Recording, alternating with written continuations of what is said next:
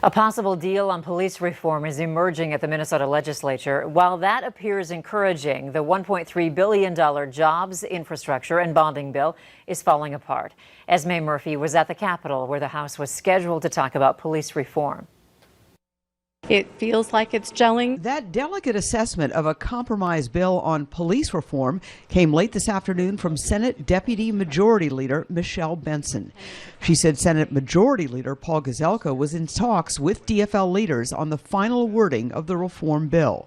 It was Gazelka who first brought word of the breakthrough. At this point, I would say that there is a tentative agreement, but we are still working through the language. A similar note was soon sounded on the House floor by the DFL Majority Leader. That we are working on final language for a police accountability and reform bill, and we hope to have that language available to caucus by 2 o'clock and to return to the floor at 3 approximately to pass it. But 3 o'clock came and went as lawmakers continued the negotiations.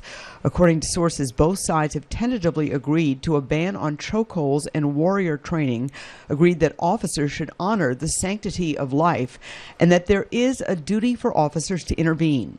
They also are in favor of creating a 15-member advisory board that would report to the post board.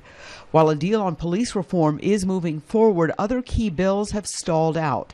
The Republican House minority is again blocking the $1.35 billion jobs, infrastructure, and bonding bill because of what they say is Governor Tim Walz's excessive use of his emergency COVID-19 powers. That's not being a chief executive, that's legislating.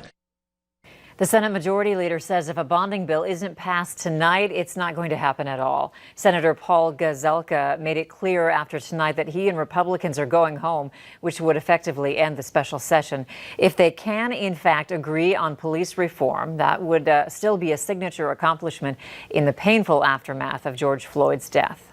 Still to come tonight, the airline that's getting strict with masks and the company that's now being more lenient with them.